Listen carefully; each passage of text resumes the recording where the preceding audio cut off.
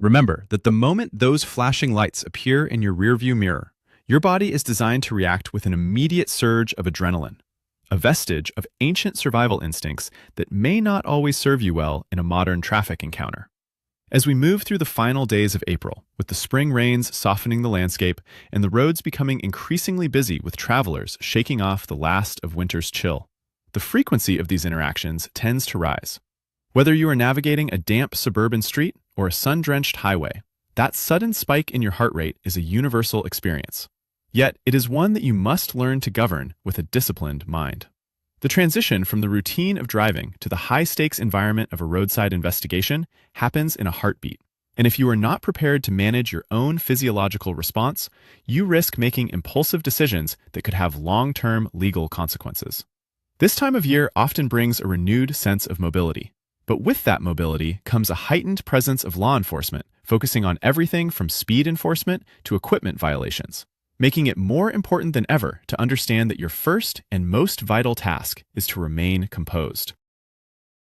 By recognizing that your nervousness is a physical process rather than a sign of guilt, you can begin to reclaim control over the situation, ensuring that your words and actions are the product of logic rather than panic. The environment of a traffic stop is intentionally controlled, designed to prioritize the safety of the officer and the public. But for the driver, it can feel incredibly isolating and intimidating. As you pull over to the shoulder, perhaps watching the spring breeze kick up blossoms or rain from the pavement, your focus should be entirely on creating a safe space for the interaction to occur. This means signaling early, slowing down gradually, and choosing a location that provides enough room for the officer to approach your vehicle without being exposed to high-speed traffic. When the engine is off and the window is down, the silence that follows can be heavy, filled with the uncertainty of why you were stopped and what the officer might ask next. It is during these quiet moments that you must consciously ground yourself, perhaps by focusing on the rhythm of your breathing or the feel of the steering wheel beneath your hands. The objective is to transition from a state of reactive alarm to one of proactive awareness, where you are capable of listening carefully and responding thoughtfully rather than blabbing out of sheer anxiety. Understanding that an officer is trained to look for signs of nervousness as indicators of potential deception or danger helps you realize why maintaining a calm exterior is not just about comfort. It is a strategic necessity in protecting your rights. Clear thinking is your most valuable asset when the stakes begin to shift from a simple speeding ticket to something more complex, such as a request to continue the conversation elsewhere. As the late April sun begins to set earlier than we might expect during this transitional season, visibility changes and the atmosphere of a stop can feel even more pressured. You must remind yourself that the officer is conducting an investigation, and every piece of information you provide, including your tone, your body language, and your casual remarks, is part of the data they are collecting. This is why calming your nervous system is the foundational step of any legal encounter. If your mind is clouded by the fight or flight response, you may miss the subtle distinction between a command you must follow and a request you have the right to refuse. Thinking clearly allows you to process the officer's questions with precision, helping you to avoid the common trap of over-explaining or attempting to talk your way out of a situation, which frequently results in providing more information than is legally required or even helpful to your case. The goal is to be a boring, compliant, and unremarkable subject of the stop. Someone who provides the necessary documentation without providing the evidence needed to expand the scope of the investigation. As we sit here, in the heart of spring, it is worth noting that the legal landscape is as varied as the weather. Yet, the principle of maintaining your composure remains a constant across every jurisdiction. When you are stopped, you are, essentially, in a temporary detention, a high-pressure bubble where the power dynamic is heavily skewed. To navigate this effectively, you must treat the encounter with the seriousness it deserves, without letting that seriousness turn into hostility or a debilitating fear. By practicing the mental habit of staying present and focused, you ensure that you are in the best possible position to protect your future interests, especially if the encounter takes an unexpected turn toward a request for a voluntary trip to the police station. Preparation starts long before the lights ever flash. It starts with the internal commitment to remain the master of your own reactions. When you can look at the situation objectively, seeing it for what it is, a structured legal process, you remove the emotional sting that so often leads to errors in judgment. This disciplined approach is what separates a driver who accidentally complicates their legal standing from one who successfully navigates the stop and moves on with their day, fully aware of the weight that their initial responses carry. Once the officer approaches your window, the interaction shifts from a physical maneuver to a verbal and social one, and this is where your mental preparation begins to pay dividends. Your primary goal at the window is to demonstrate that you are not a threat while fulfilling your basic legal obligations with professional efficiency. This starts before a single word is ever exchanged.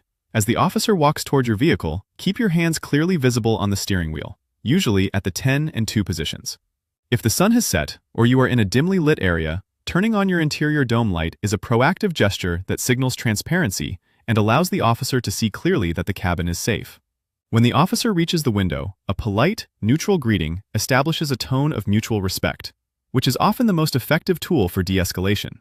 You do not need to be overly friendly or subservient, but being argumentative or aggressive rarely leads to a positive outcome, and often provides the officer with a reason to prolong the stop. By maintaining a steady, even voice, you project a sense of calm that can help lower the overall tension of the encounter, making it easier for both parties to focus on the business at hand without unnecessary friction. The first substantive request is almost always for your identification, vehicle registration, and proof of insurance. In nearly every jurisdiction, providing these documents is a mandatory requirement of operating a motor vehicle on public roads. However, the way you retrieve them is just as important as the documents themselves. Sudden or jerky movements inside a vehicle can be misinterpreted as reaching for a weapon or attempting to hide contraband. To mitigate this risk, it is highly advisable to narrate your actions before you perform them. For example, you might say, "Officer, my registration is in the glove box. I am going to reach over to get it now." Or, "My license is in my wallet in my pocket. May I reach for it?" This level of communication removes the element of surprise and shows that you are conscious of the officer's safety concerns. It also reinforces the idea that you are a responsible, law-abiding individual who understands the gravity of the situation. Once you have the documents, hand them over clearly and then return your hands to the steering wheel, waiting for the officer to process the information. This structured approach minimizes the potential for misunderstanding and keeps the interaction focused on the specific reason for the stop rather than your behavior or perceived movements. While you are providing your paperwork, the officer may attempt to engage in small talk or ask seemingly benign questions about where you are going or where you are coming from. While it may feel natural to answer these questions to be polite, it is important to remember that you are in an investigative environment. You can remain polite while being concise or choosing not to provide details that are not legally required for the issuance of a traffic citation. If you choose to answer, keep your responses brief and factual, but recognize that you are not typically obligated to provide a detailed itinerary of your day. De-escalation does not mean waiving your right to remain silent. It means exercising that right, or simply being brief, in a way that does not provoke unnecessary conflict. The window phase of a stop is about meeting the baseline requirements of the law while maintaining a posture that discourages further scrutiny. You are essentially providing the officer with the data they need to complete their primary task, addressing the traffic violation, while offering no reason to expand the scope of their investigation into other areas. Staying within the bounds of what is required allows the process to move forward smoothly without compromising your legal position. Respectful language acts as a buffer in high-stress environments. Using terms like officer or deputy acknowledges their role without being sycophantic. It is about maintaining a professional distance that protects your dignity and your legal standing. If the officer asks why you were speeding, or if you know why you were pulled over, remember that any admission of guilt can and will be used against you later. A common strategy is to respond with a question of your own, such as, "Why did you pull me over, officer?" Or simply stating that you prefer not to answer questions about your driving. This can be done without being rude or confrontational. By keeping the conversation centered on the paperwork and the specific alleged violation, you steer the encounter toward its most logical and quickest conclusion. Your objective is to get your documents back and receive your citation or warning so that you can go on your way. Every second spent in unnecessary conversation is a second where the situation could potentially escalate, so efficiency and professional courtesy are your best allies at the window. When you treat the stop as a professional transaction rather than a personal confrontation, you maintain the clarity of mind needed to recognize when the officer's questions move beyond the scope of a simple traffic stop. As the paperwork phase concludes, You may find the conversation shifting toward more invasive territory, where an officer asks for permission to search your vehicle or begins probing into your personal belongings. It is critical to understand the distinction between a lawful order and a request for consent, as this is where many drivers inadvertently waive their constitutional protections. Consent is a powerful legal concept. If you voluntarily agree to a search, you are essentially giving up your right to challenge the legality of that search later in court. You have the right to politely but clearly state, "I do not consent to any searches." This statement should be delivered without aggression or hostility, but with the firm resolve of someone who understands their rights. It is important to note that refusing consent does not provide the officer with probable cause to search your vehicle, though in the heat of the moment, it can feel like a confrontational act. However, protecting your privacy is a standard legal procedure, and you should not feel pressured to agree to an intrusion just to appear cooperative. Laws regarding the specific requirements for a warrantless search can vary significantly from one state to another, which is why sticking to a clear refusal of consent is a universally sound principle, regardless of where you are driving. The plain view doctrine is another essential concept to grasp during this stage of the interaction. This principle generally allows an officer to seize evidence without a warrant if it is immediately apparent and visible from a place where the officer has a lawful right to be. For example, if there is something prohibited sitting in plain sight on your passenger seat while the officer is standing at your window, the legal protections against a search may no longer apply in the same way. This underscores why keeping your vehicle tidy and avoiding having items that could be misconstrued in plain view is a practical way to avoid complications. Beyond what is visible, officers may use other sensory inputs, such as smells or sounds, to justify expanding their investigation, though the legal threshold for these justifications varies by jurisdiction. The key takeaway is that while an officer might have the legal authority to perform a search under specific circumstances without your permission, you should never be the one to provide that permission voluntarily.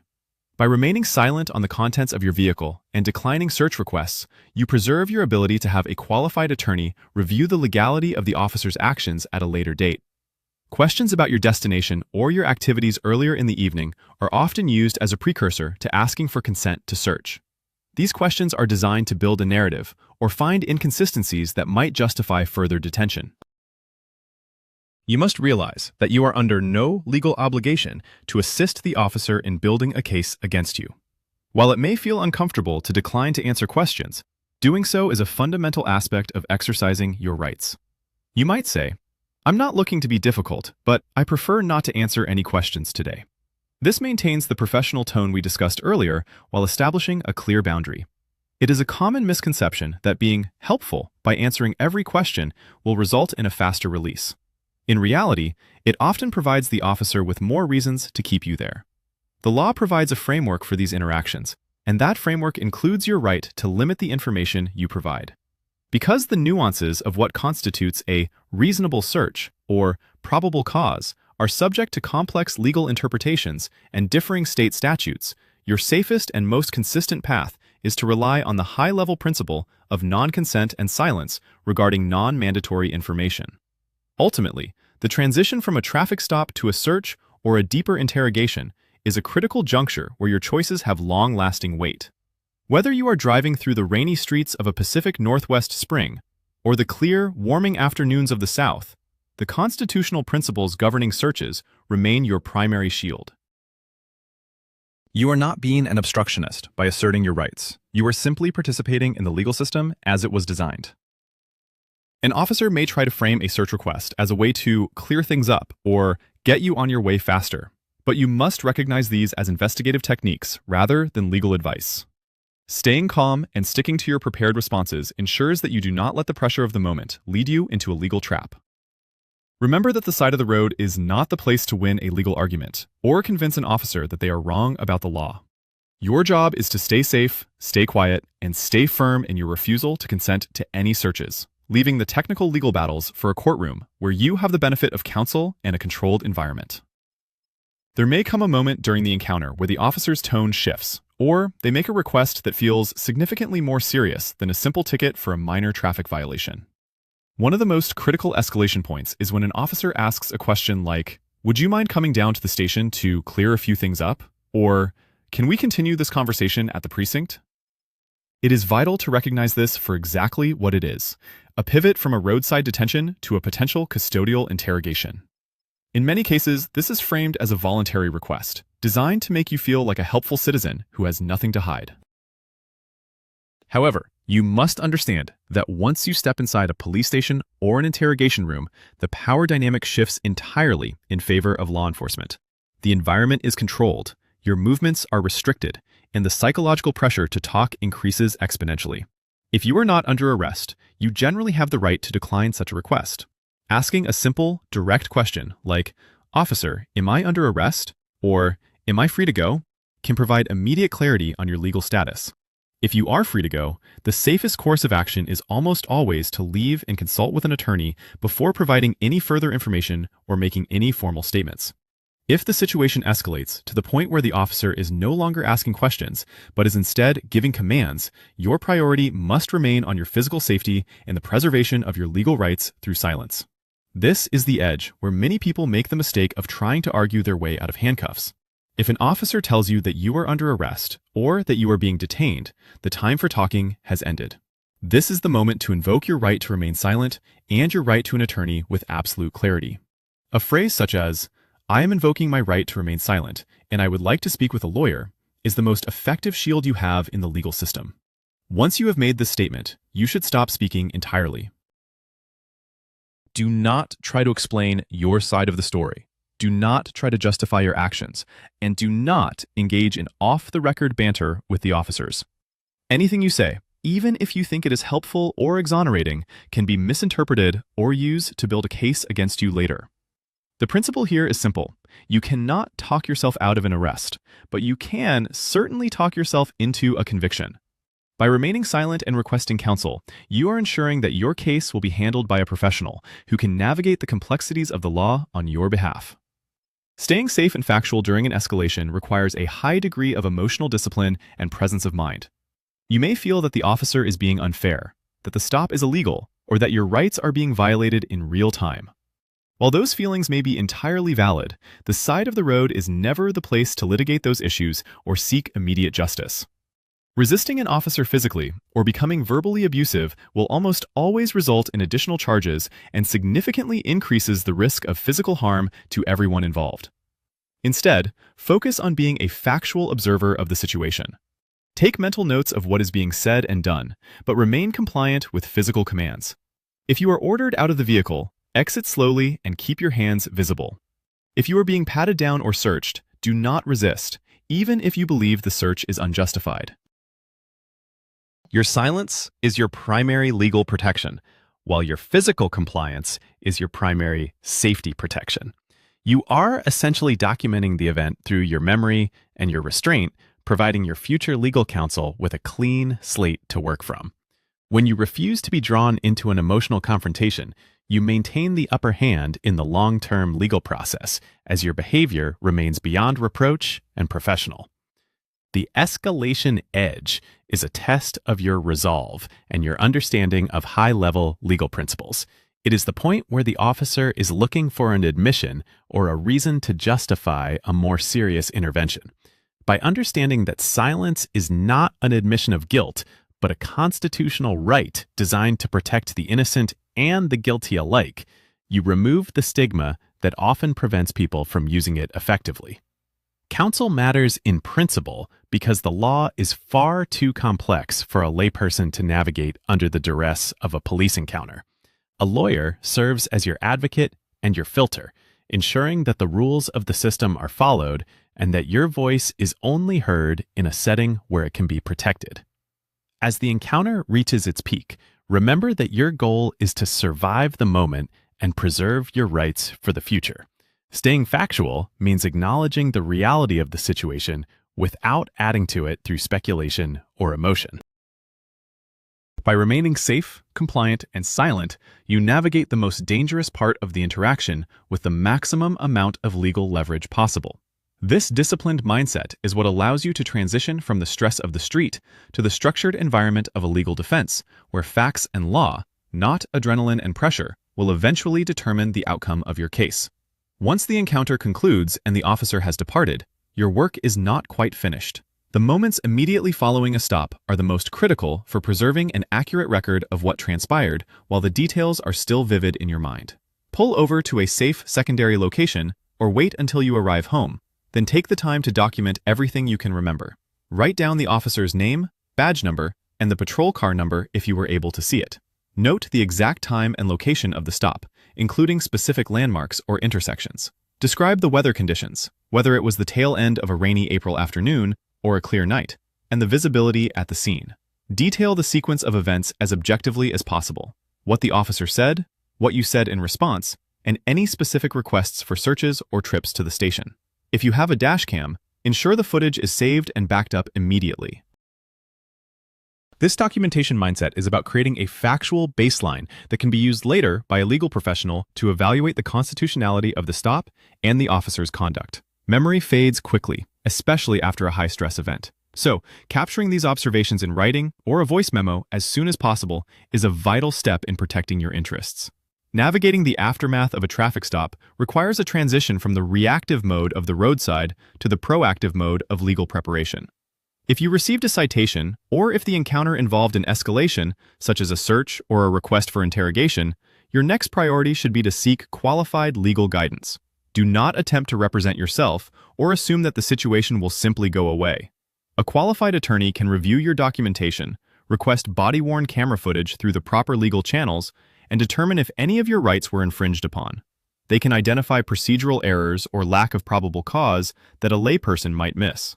Remember that the legal system is built on rules and precedents that vary significantly from one jurisdiction to another, and what might be a valid defense in one state may not apply in another.